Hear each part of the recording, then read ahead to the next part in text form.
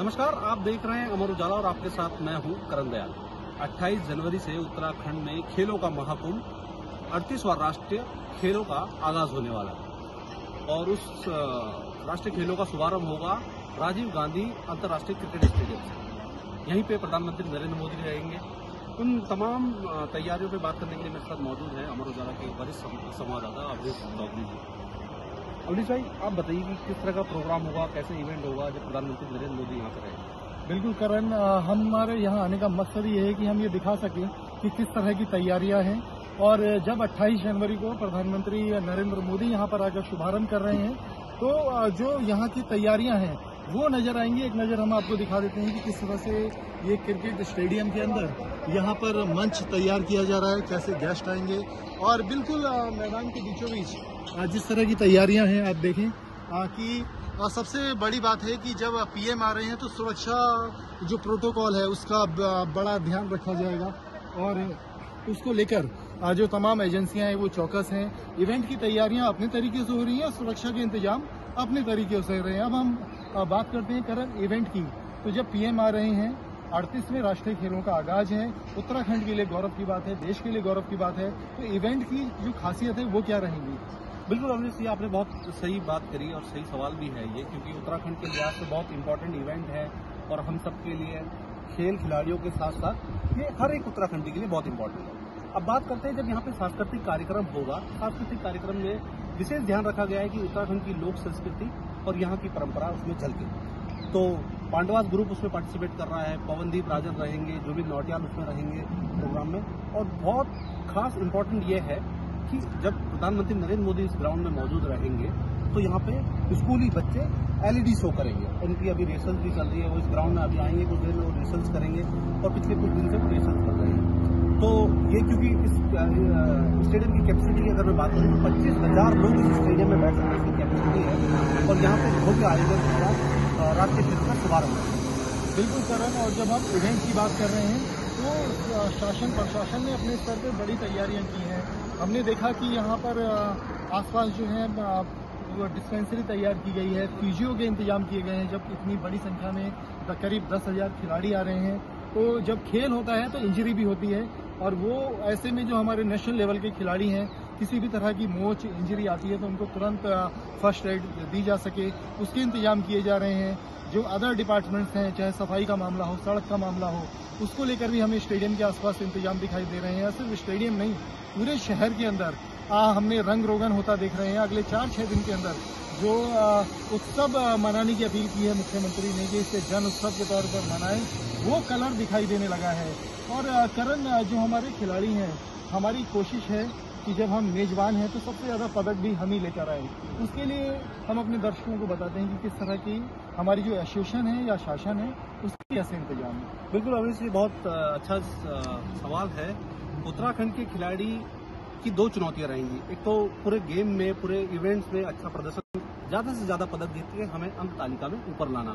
तो इसके लिए खिलाड़ी और कोचेज तैयारियां कर रहे हैं। आप अभी देखेंगे कि महाराणा प्रताप स्पोर्ट्स कॉलेज में भी बहुत सारे बच्चे अपनी प्रैक्टिस कर रहे हैं, अलग से उनके लिए स्पेशल कैंप्स भी लग रहे हैं और ये इन तमाम सारी तैयारियों के साथ ही खिलाड़ी मैदान रहेगा।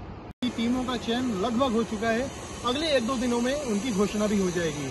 लेकिन इस बीच जो हमारी बड़ी उपलब्धि है खेल अवस्थापना। जब हम राष्ट्रीय खेल करा रहे हैं तो करीब 100 करोड़ के उपकरण उत्तराखंड में आ चुके हैं, चाहे वो शूटिंग हो, स्विमिंग का गेम हो, एथलेटिक्स का गेम हो। ऐसे करीब 8-9 गेम है जिनमें अंतर्राष्ट्रीय स्तर के उपकरण लाए गए हैं। और अब सबसे बड़ी चुनौती होगी कि खेल होने के बाद उन उपकरण के जरिए हम अपने खिलाड़ियों को आगे भी अभ्यास कराएं ताकि राज्य और देश के खिलाड़ी ओलंपिक के लिए बेहतर कर सकें। तो इस राष्ट्रीय खेल के जरिए हमें वो सारी तैयारियां नजर आ रही हैं। करण, कुछ और आप बताना चाहेंगे? बिल्कुल, ये हमने तमाम चीजें आपको, अपने ऑडियंस को बताई कि किस तरह का इसमें आगाज होगा, किस तरह से देखा जाएगा। करण, राष्ट्रीय खेल है, उत्तराखंड मेजबानी कर रहा है।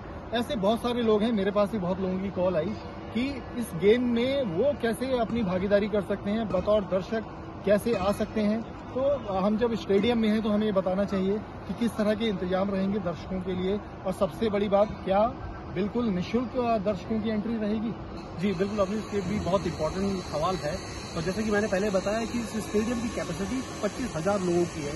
25,000 लोग यहाँ पे बैठ सकते हैं। तो इन सुविधाओं को ध्यान में रखते हुए सरकार ने एक खास व्यवस्था की है, क्योंकि जब ओपनिंग सेरेमनी होगी तो ये स्टेडियम खचाखच भरा रहे दर्शकों से, तो इसमें स्कूल कॉलेजेस के बच्चों को इनवाइट किया गया है। स्कूल के 2000 बच्चों के लिए एक प्लानिंग की जा रही है कि 2000 बच्चे स्कूल से आएंगे, फिर हायर एजुकेशन के बच्चे आएंगे, कॉलेज यूनिवर्सिटी से बच्चे आएंगे, और इसकी एंट्री बिल्कुल फ्री रखी गई है, और सरकार इसका प्रचार प्रसार भी कर रही है।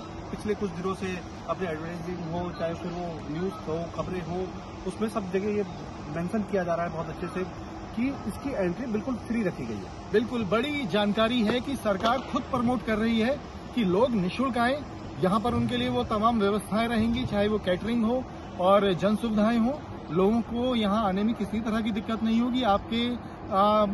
आपका राज्य मेजबानी कर रहा है, देश के अन्य हिस्सों से भी लोगों को आमंत्रित किया गया है कि आपका स्वागत है, और आप इसे जन उत्सव के तौर पर मनाने की अपील की जा रही है बाकायदा सरकार की ओर से।